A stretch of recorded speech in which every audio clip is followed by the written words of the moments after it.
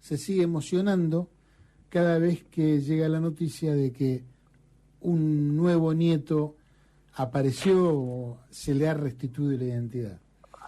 Y en ese sentido hoy tenemos, yo diría, el honor, el privilegio de hablar con alguien, con un científico que es integrante del equipo que creó el índice de abuelidad, este instrumento que permite científicamente restituirle la identidad a las personas.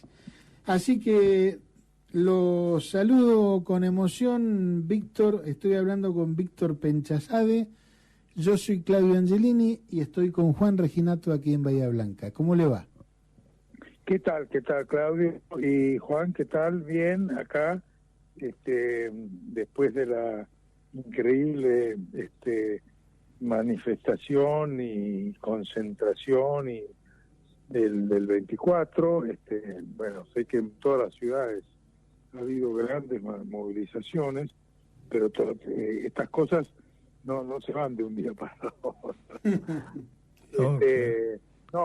Nada se va de un día para otro, pero tampoco esa sensación, esa alegría y ese entusiasmo que hubo en las calles y en las plazas del país, eso va a perdurar, por suerte. Sin duda, y en particular a nosotros nos interesa, antes de abordar la cuestión técnica y científica, que por supuesto nos interesa sobremanera, pero también conocer su sentimiento, ¿no? Como usted ha tenido una historia de lucha, de compromiso con los derechos humanos. ¿Qué siente en su interior cuando ve 1 millón de personas en la calle? No sé si tuvo la oportunidad de asistir a la marcha. Sí, estuve en la marcha. Entre centenares de miles de personas, es increíble. No, fui con mi mujer. Yo tengo una nieta que vive en Estados Unidos, pero que está desde hace unos meses acá, así que fuimos con ella, una muchacha de 24 años. Así que nos encontramos con un montón de gente. No nos encontramos con los que habíamos hecho cita para encontrarnos, porque fue imposible, pero sí con gente que fortuitamente justamente nos encontramos, y lo más que más me impresionó es la juventud de la gente que está marchando, porque por supuesto estamos los veteranos, pero increíble, gente jovencita, parejas con hijos, sí, chicos, impresionante, y la alegría y los bombos estaban al punto de estallar, digamos. Sí. Rítmicamente, estuvo sensacional, es la palabra. Víctor, Juan Reginato, te saludo al aire. Hola, Juan. ¿Cómo estás? Muy bien. Es eso que vos marcabas, ¿no? Qué bueno, vas a las marchas, y acá en Bahía lo que pasa es que ya el tamaño, por supuesto, es más chico. De todas maneras, relatábamos que fue una marcha importante. Pero qué lindo que es y no encontrarse con gente conocida, paradójicamente, ¿no? Claro, ¿no? Sí, eso está muy bueno. Sí. Víctor, una cuestión. Vos, vamos, si podemos ir relatando. Sí, cómo no. Estamos hablando con Víctor Penchazade. Víctor es uno de los creadores del índice de abuelidad, que fue la herramienta crucial para recuperar la identidad de nietos y nietas, hijos de desaparecidos. Yo, con mi vicio de tutear a todo el mundo, no lo puedo evitar. Yo no dejo que me traten de usted. Bueno, me quedo tranquilo entonces. Tranquilo. Sí. Bueno, retomamos el diálogo con Juan. Ahí estábamos. Un poco lo que queríamos plantearte, Víctor, es si nos podías hacer un recorrido de cómo llegaste vos a tener el desafío de tener que buscar una respuesta desde la ciencia. Sí. A ese problema novedoso, que se veía tristemente novedoso, que era tener nietos apropiados que habían perdido su identidad sin que estén sus padres desde el punto de vista genético. Claro. ¿Cómo llegaste vos al tema? Yo llegué porque me dediqué a la genética, entre otras cosas en mi vida. El segundo, porque me tuve que exilar y finalmente terminé en Estados Unidos. Entonces, en ese ámbito, estamos hablando del año 82, que fue cuando aparecieron las abuelas en Nueva York y me buscaron y tuvimos una reunión, estaban muy con muchas ansiedad de ver qué es lo que, como que yo fuera el que iba a dar el veredicto sobre si eso era factible o no. Uh-huh. Lo que pasa es que ellas venían de varias viajes a Europa donde no consultaron a la mejor gente que había, no por mejor o peor, sino que no había genetistas uh-huh. entre los que ellas habían consultado. Y estamos hablando del año 82 y de Chicha Mariani y de Estela Carlotto, uh-huh.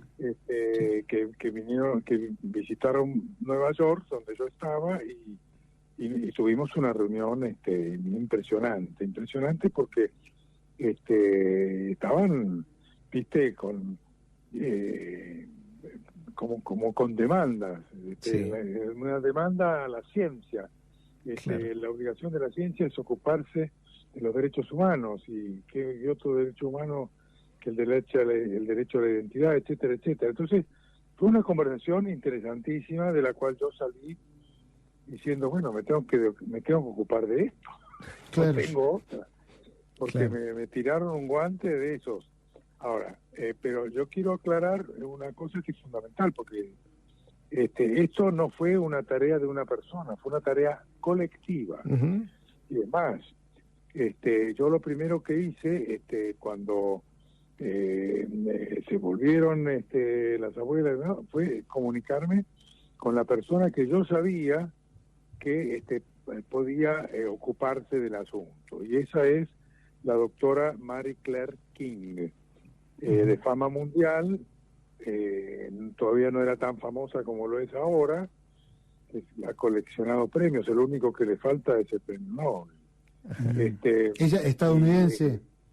Estadounidense, muy progresista, amiga mía, en esa época, estamos hablando hace ya como 40 años. Claro. Y le planteó el problema y ella me dijo, tranquilízate, Víctor, esto se puede hacer, seguro. Claro, porque nosotros, tanto ella como yo, dijimos sí, es factible, porque en gran medida porque sabemos de genética y sabemos de que todo nieto tiene los genes de sus 4 abuelos, así como tiene los genes de sus padres, pero que a su vez los recibieron de sus propios padres. Entonces, eso es simplemente fue una cuestión estadística, una cuestión de estudio matemático, de cómo se heredan los genes.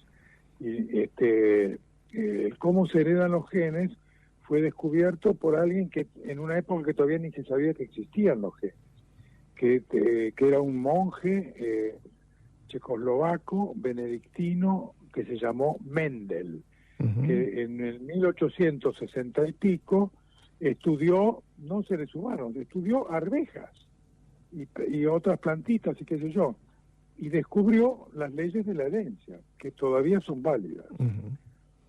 Entonces, conociendo las leyes de la herencia, fue simplemente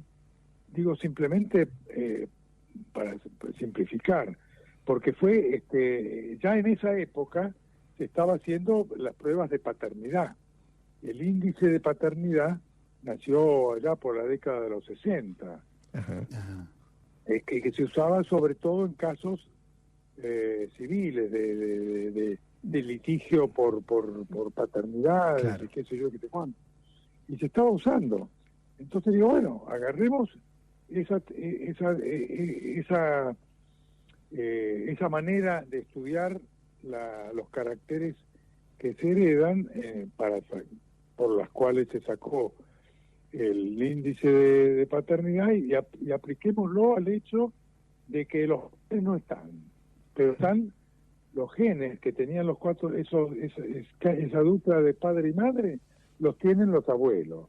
Uh-huh. Así que es cuestión de estudiarlo estadísticamente y probabilísticamente. Bien. Y eso fue lo que hizo el equipo de Marie Claire King. Muchos de los premios que ella ha sacado mencionan específicamente este trabajo de Marie Claire, Uh-huh. de que siempre se dedicó a aplicar la genética a los derechos humanos. Sí. Víctor, es necesario, una pregunta siguiendo con la técnica, ¿es necesario contar con las muestras de los 4 abuelos para poder verificar? No. Ajá. Mira, yo saltaría los 40 años que pasaron Uh-huh. y les digo de cómo se hacen estas cosas hoy. Ah, perfecto. Hoy sí. En realidad ni se habla de índice de abuelidad, porque el índice de abuelidad quedó en la historia. Claro, es fundamental. Como lo conocimos. Es fundamental. Sí. Pero después vino el desarrollo tecnológico, la posibilidad de usar directamente el ADN Uh-huh. como sustancia química que no se prestaba en el 82 para hacer estudios de identificación humana. ¿Por qué motivo? Pero sí, porque todavía no estaba estudiado lo suficientemente la molécula del ADN. Ajá. Para que el ADN ya servía para un montón de cosas, pero no servía para identificación, porque para identificación tenés que usar moléculas muy pequeñas, que llamamos marcadores genéticos, que son pequeños segmentos de ADN. Y todavía no había una tecnología capaz de hacerlo. ¿Y eso apareció Esta tecnología apareció a los finales de los 80. Ajá. A los finales de los 80. Y a partir de entonces es casi como un juego de niños, porque vos hoy en día, aparte, no solo tenés la capacidad de diseñar los marcadores genéticos que querés usar para hacer identificación humana. Cuando yo digo identificación humana, noten que no hablo de abuelas, porque hoy en día se hace identificación humana de cualquier parentesco. Pueden ser primos, pueden ser nietos, pueden ser bisnietos, sí. Pueden ser tíos, etcétera, etcétera. O sea, identificación humana hoy es un juego de niños porque primero ya contamos con bases de datos genéticos. Eso es muy importante, porque no solo es cuestión de analizar los marcadores genéticos de una persona, pero lo otro es con quién la comparás. Claro. Tenés que saber con quién la vas a comparar. Ahí es donde... Casos, Perdón, Víctor. Casos, sí. Sí. No, digo, sí, ahí es donde toma importancia el Banco Nacional de Datos Genéticos. Fundamental, pero apareció 3 años después. Ajá. Del retorno de la democracia. Sí, ¿por qué? Porque nos dimos cuenta que si no era muy engorroso y se perdían muchos casos, porque antes de la existencia del banco se hacía juicio por juicio, y con casos sospechosos por casos sospechosos. Claro. Hoy en día no interesa tener sospechas. ¿Por qué? Porque tenés la base de datos genéticos que aportaron las abuelas y otros familiares al Banco Nacional de Datos Genéticos. Contemos un poco, Víctor, ¿cómo es ese aporte al Banco Nacional de Datos Genéticos? Alguien que sospecha que tiene un familiar, alguien que ha tenido un familiar desaparecido, va a ese banco de datos y deja su muestra. El Banco Nacional de Datos Genéticos tiene como exclusivo objeto y propósito la identificación de nietos robados. Ajá. O sea que al comienzo eran las abuelas las que iban, porque ellas tenían un sistema que la CIA le encantaría tenerlo, porque tenían una central de inteligencia ahí, es decir, coleccionando certificados de nacimiento falsos, sí, claro. Supuestos partos domiciliarios que prácticamente son casi desconocidos, al menos en la capital, etcétera, etcétera. O sea que para el momento del retorno a la democracia ya había por lo menos una docena de chicos que las abuelas tenían sospechas muy fuertes de que eran apropiados. Y es más, y que tenían algunos, como el primer caso que se identificó en 1984 fue el de Paula Logares. Paula Logares tenía 3 años cuando fue secuestrada con sus padres en Uruguay. Esto es merced al Plan Cóndor. Y se lo trajeron para acá a Buenos Aires, a los padres los desaparecieron y a la nena se la apropió un jefe de policía. Bueno, pero no contaban con la astucia de las abuelas. Y la astucia sobre todo de Elsa Pavón, la menciono porque merece... es una abuela, es la abuela paterna, materna, la abuela materna de Paula Logares. Ajá. Y ella la tenía relojeada totalmente, la seguía, y fue la que inició la primer querella contra ese jefe de policía. Claro. Que se equivocó grosso porque él persistía con el cuento de que él era que esa pareja eran los padres biológicos. Claro. Entonces, con eso se hundió. Claro. Porque le hicieron la prueba y vieron que que no tenía nada que ver genéticamente con la niña. Claro. Ese mecanismo de apropiación, ¿no? De secuestrar a los padres, de entregar a los niños a personas cercanas a las Fuerzas Armadas y esas personas anotarlas como hijos propios, lo habrán visto repetido muchas veces, y digo por... Seguramente, y de hecho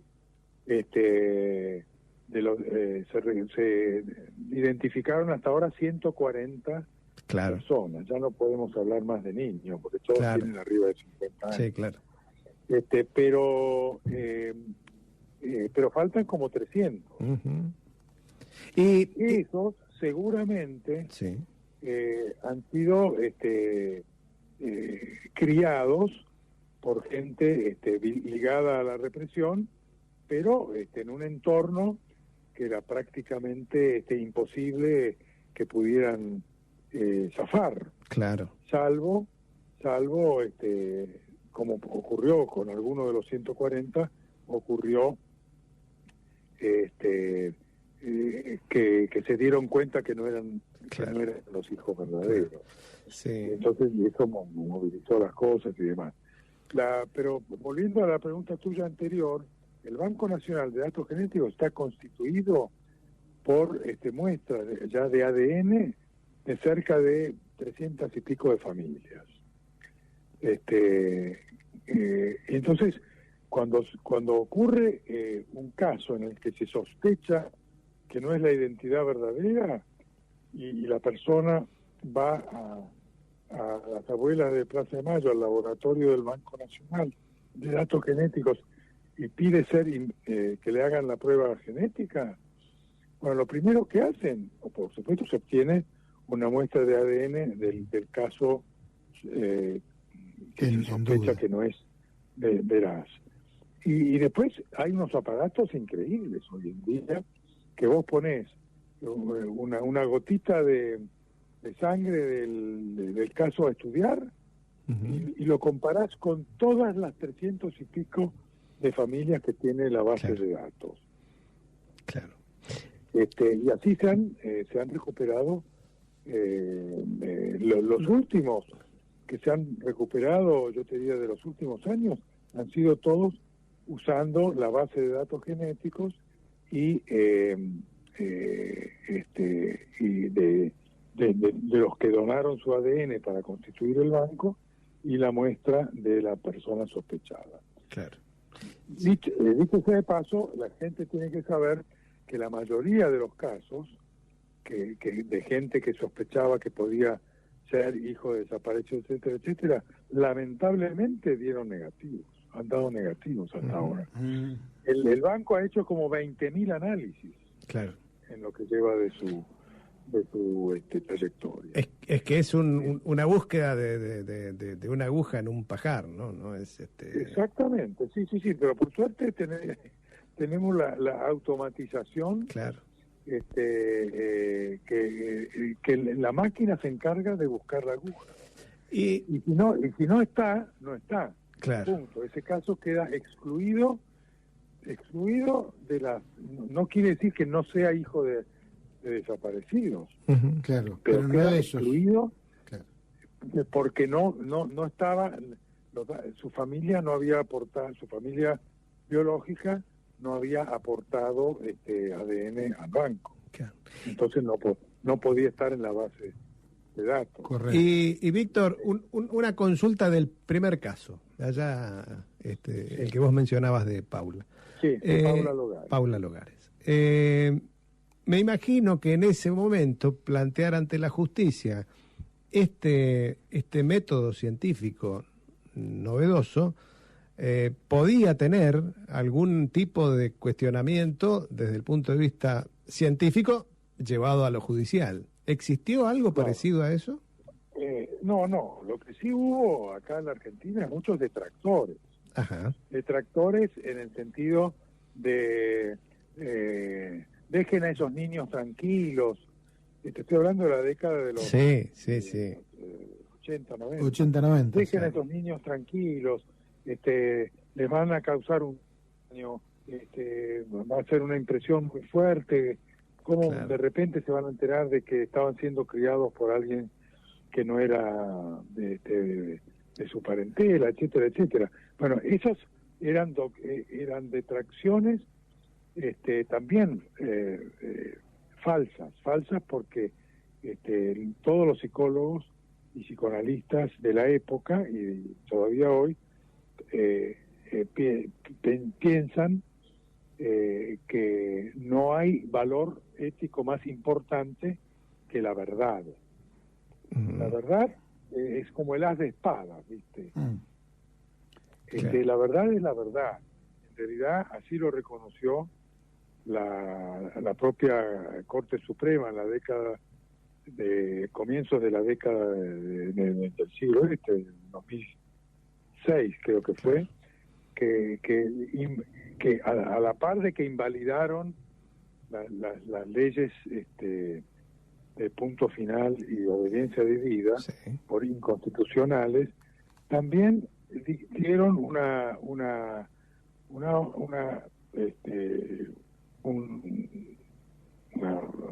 un ruling, ¿cómo se dice en inglés? Una orden de que una persona no puede negarse a que su ADN sea estudiado si es que es para solucionar un crimen de lesa humanidad. Lo digo esto porque hubo varios de los que fueron digamos puestos en la mira como que eran apropiados, ya gente adulta que se negaron a contribuir, se negaron a hacerse análisis. Claro, porque lo cierto es que hay una demanda también de parte de los familiares, no solo de aquel niño secuestrado, sino también de los abuelos que lo están buscando. Por supuesto que tienen sus derechos. Exactamente. Y de hecho, digo, la gran mayoría de los nietos recuperados lo han sido por iniciativa propia, ¿no? Que esto corrobora un poco lo que decía Estela Carlotto, que decía en aquella época, nosotros ahora buscamos a los nietos, pero alguna vez ellos nos van a buscar a nosotras. Claro, por una cuestión etaria además, porque una vez que llega estos chicos y chicas llegan a la adultez, y sobre todo en época de la adolescencia, en el que están siempre el fantasma de yo seré adoptado o no seré adoptado, claro. Estos serán mis padres de verdad. Bueno, y había por supuesto, esta pregunta así en general no se puede responder fácilmente, pero sí se puede con total certeza, si el ADN del familiar está en el banco de datos genéticos, ese caso se resuelve.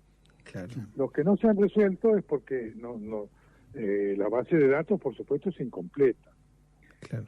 Es importante, ya que estamos hablando de estos temas, no dejar de mencionar al equipo argentino de antropología forense, porque el equipo argentino, vos mencionabas, investigan dónde están los desaparecidos. No, en el caso del banco, investigan a los niños que han sido apropiados, y a los adultos que ya tienen 50 años, pero que en su niñez fueron apropiados. El equipo argentino de antropología forense, que se generó para la misma época, en el 84, tiene una base de datos muchísimo más grande que la de abuelas, porque hay muchísimo más desaparecidos, y ellos hicieron una campaña para convencer a la población a que donen, si tienen sospecha o conocimiento de personas desaparecidas en su familia, que donen ADN. Tiene una base de datos de cerca de 10.000 muestras. Claro, lo que les ha permitido identificar restos que se han ido encontrando. Restos óseos, sí, bueno, los últimos son el famoso caso de La Perla de hace 15 días. Claro. La Perla fue un campo de concentración y exterminio en Córdoba, que era predio del ejército, y ahí mismo enterraban los restos. Esto lo descubrieron fortuitamente. Fortuitamente. 12 cuerpos de 12 personas que ya han sido identificadas las 12. Sí. Porque hoy en día, aparte, se hace mucho más rápido todo. Claro. Porque está automatizado y demás. Y Víctor, ¿qué te pasa cuando ves hoy desde el gobierno nacional volver a discutir o a poner en duda muchas de las cuestiones que a lo largo de la vida democrática habían sido, si no resueltas, por lo menos muy avanzado, y se había logrado un amplísimo consenso? ¿Qué te pasa a vos? A mí, ¿qué me pasa? En lugar de agarrar un garrote y hacer algo muy feo. No, esa gente matones, porque el principal matón, por supuesto, es el que se sienta en el sillón del presidente, que prefiero ni nombrarlo. Es un psicópata primero, al igual que porque es un vasallo de Trump, del presidente de Estados Unidos, que es otro psicópata. Y yo hago un vaticinio acá en el aire. No sé por mi ley, pero Trump no termina la presidencia porque por trastornos mentales. Está habiendo una gran casuística de estudiosos que coinciden de que es un tipo que no tiene capacidad de ser un presidente. Bueno, yo opino lo mismo de Milei, pero el problema es cómo se combaten esas ideas retrógradas acá en la Argentina, que piensan ningunear con respecto a lo grave que fue, lo terrible que fue el terrorismo de Estado acá en el país. Aparte, no solo se la agarra con los derechos humanos, sino también con la ciencia. Claro. Así que estamos, bueno, vos sabés que el presidente quiso borrar del mapa al Banco Nacional de Datos Genéticos. Y por suerte lo pudimos impedir. Yo estuve entre los que declararon en el Senado cuando se estaba discutiendo qué organismos iban a estar en una lista que iba a ser desechada. Bueno, y por supuesto el Banco Nacional de Datos Genéticos estaba en esa lista. Nosotros conseguimos sacarlo de esa lista. Y por suerte, y para tranquilidad de los radioescuchas, el Banco Nacional de Datos Genéticos está primero en excelentes manos, con la doctora Mariana Herrera, ya hace varios años, y que le han cortado bastante los víveres, pero está funcionando. Víctor, yo te quiero aprovechar, ¿tenés 10 minutos más? Sí, vale. Quiero aprovechar que te tenemos acá como palabra autorizada, sacándote un poco de este tema. Recién lo nombrabas a Trump. Digo, en esta actualidad, en este mundo tan distópico, y en particular en Argentina también, ¿cómo se lleva la genética con este mundo, con este estadio que tiene la sociedad? Bueno, mira, la genética, como buena parte de la medicina y de la ciencia, es un gran negocio. Un gran negocio. Los principales laboratorios que se dedican a genética, sobre todo cuestiones de identificación, que es lo que llamamos genética forense, hacen millonadas. Entonces, por supuesto, sin respetar reglas éticas, eso no les... si les mencionás la ética a la industria farmacéutica, que es la que maneja buena parte de todas estas cosas, se hacen los sordos. Dicen que la ética retarda el progreso, qué sé yo, cualquier cosa. Entonces, la genética, hoy en día, por suerte, para la genética, ha conseguido instalar el hecho de que la genética debe estar al servicio de los derechos humanos. Como se ha probado con el caso de Abuelas y con el caso del equipo argentino de antropología forense. Eso solo es, por supuesto, aparte si lo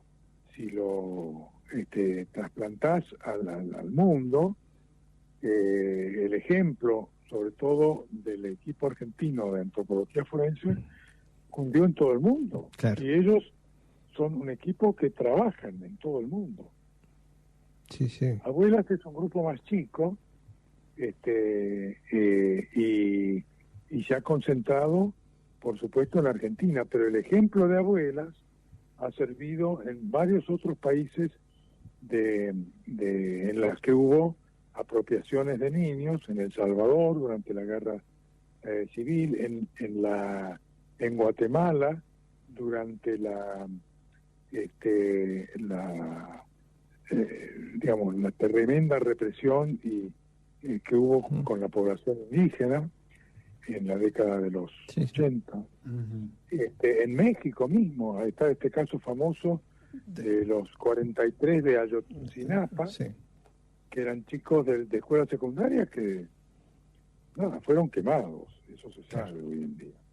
Entonces, pero quiero decir, pero sin embargo, por lo menos uno o dos casos pudieron ser estudiados por el equipo argentino de antropología forense. O sea, este equipo, digo, yo soy fanático del equipo, porque merecen más reconocimiento del que tienen. Pero bueno, ahí estamos. O sea que la genética, por suerte, hoy en día hay reglas éticas para proteger a las personas de los excesos de la ciencia mal usada. Yo tengo una charla que la he titulado Los buenos y los malos usos de la genética, y demuestro de que los malos usos prácticamente se han borrado del mapa. Los malos usos fueron la discriminación racial, la eugenesia, los genocidios que todavía quedan. El genocidio de Palestina es un horror, para lo cual la genética no es que sea responsable, pero ha sido mal utilizada para identificar blancos de guerra, por ejemplo. Al igual que la inteligencia artificial.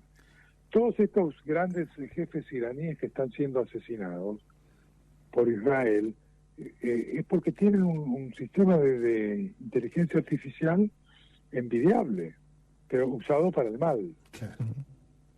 Y justamente a eso apuntó mi pregunta, Víctor, porque uno tiene miedo en la ignorancia, por supuesto, pero digo, ¿qué nos espera de acá 2, 3, 4 años? Que, no sé, uno encargue un chico rubio de ojos verdes. O sea, ¿qué puede pasar con la genética? Por eso era la pregunta. Te doy una mala noticia, eso ya se está usando. Claro. En Estados Unidos es una de las principales razones por las cuales una pareja va a hacerse fertilización in vitro. No porque no puedan concebir, sino porque quieren tener los 4 o 5 embrioncitos que se generan en cada ciclo de fertilización in vitro, para elegir el mejor, entre comillas. Uh-huh. ¿Y cómo lo eligen? Haciéndole pruebas genéticas, que son falacias. ¿Por qué son falacias? Totalmente falacias. Uh-huh. ¿Por qué? Porque ningún rasgo humano depende solamente de los genes, ninguno, ni aun las enfermedades genéticas que existen, por cierto. ¿Por qué? Porque todas las características humanas dependen de la interacción entre los genes y el medio ambiente en el cual se desarrolla el ser vivo a lo largo de toda la vida. Uh-huh. La identidad personal hay que distinguirla de la identidad genética y de qué rol tiene la genética en ambos casos. La identidad genética es la identidad biológica y es la de los genes, y es la que estudian las abuelas. ¿Okay? Claro. Y los antropólogos forenses con los huesos. Pero la identidad personal tiene mucho más que ver con el medio ambiente que con los genes. Tiene que ver con la alimentación, con los cuidados, con el amor, con el afecto, con la educación, con el nivel socioeconómico, por supuesto, etcétera, etcétera. O sea que los que dicen de tal palo tal astilla, Claro. están profundamente equivocados. Y se lo puede tomar graciosamente como una ocurrencia de no sé a quién se le ocurrió en algún momento pretérito. Pero lo que sí es cierto es que cualquier tecnología, la genética por ejemplo, para hacer una evaluación ética es importante saber primero quién es dueño, quién se adueña de la tecnología, quién es dueño de la genética. Los biobancos que existen en todo el mundo, no todos tienen el objetivo benéfico que tiene el biobanco de las abuelas. Otros lo usan para cosas peregrinas, como por ejemplo alimentar a la industria del turismo. Claro. Claro, porque te hacen el cuento de que te van a hacer una prueba genética y te van a decir de qué origen sos genético. Entonces, entonces de esa manera mucha gente descubre, así que mi familia viene de tal pueblito en Italia, quiero ir a conocerlo. Y detrás de ellos están las agencias de viaje. No, claro. Es inimaginable, ¿no? Y te aseguro que no exagero. En cuanto a volumen de dinero que mueven estas industrias. Ahora, escuchándolo, entonces, Víctor, perdón, sí. digo, escuchándote, uno corrobora, digamos, la necesidad de tomar conciencia de que justamente la persona humana es más que un montón de genes. Tiene una dimensión espiritual espiritual y ambiental que no puede dejar de... Bueno, les voy a dejar con los que para mí son los principales detractores del bien de la genética benéfica, que se llaman reduccionismo genético, que plantea que toda manifestación de vida y de vida mental, espiritual, psicológica, física, se debe a los genes. Y eso es una falacia. Y la otra falacia es lo que se llama determinismo genético, que eso quiere decir que si algo tiene influencia genética no es corregible. Otra falacia profunda. Pero bueno, así está el mundo. Espero que duremos un poco más. Que aguantemos. Este loco es capaz de cualquier cosa. ¿Cómo no? Capaz de cualquier cosa. ¿Cómo no vamos a recuperarnos de esto? Por eso te llamábamos. Porque yo soy optimista. Si no estaría vivo. Tal cual. Si no fuera tal cual. Sí. Sí, y me parece que analizar estas cosas justamente ayuda a comprender el sentido de la esperanza, digamos. ¿Tiene sentido tener esperanza o no, no? No, por supuesto. No, a mí no me cabe duda. No me cabe ninguna duda que lo que hay que hacer es pelearla. Claro. No te puedes quedar en tu casa tranquilito esperando que ocurra la hecatombe. Claro. No, hay que pelearla, y hay que pelearla cada cual en su lugar, y desmontando toda esta parafernalia que ha armado el gobierno actual, donde hay, creo que, no sé si, decenas de miles ya de desempleados, presupuestos de universidades, sí, claro, y de organismos científicos por el piso, etcétera, y él se regocija con eso. Sí. Es un sádico, él es un sádico. Con más razón volvemos al principio de nuestra charla. La manifestación del martes, multitudinaria en todos los lugares, es un faro, ¿no? Sí. Y meterse en las escuelas, que no se metan ellos. Tenemos que meternos nosotros en las escuelas, enseñando la justicia, la verdad, y la equidad. Fantástico. Sí. Bueno, Víctor, te hemos robado como... más tiempo del previsto, 40 debemos pico, decir. Casi una hora. Pero te pedimos que nos disculpes, pero... No es una oportunidad que tengamos muy seguido. No, yo eso fue voluntario mío. Claro que sí. Bueno, así que te agradecemos muchísimo, y ojalá podamos volver a hablar. Hay tantas cosas de genética que nos interesan ya fuera de este tema, pero genética en el aspecto productivo, ¿no? Medicina y salud, mucho. Bueno, así que por ahí tenemos el gusto de volver a comunicarnos. Dale. Te mandamos... muy grande. Bueno. Juan, a tu mujer, a Marcela, le das un gran abrazo de mi parte. Muchas gracias, será dado. Será hasta la próxima. Hasta la próxima, Víctor. Hasta cualquier momento. Un gran abrazo. Muchas gracias. Igual. Muy bien, era el magíster Víctor Penchazade, médico y genetista y involucrado muy directamente con la restitución de la identidad de tantos y tantos nietos y nietas.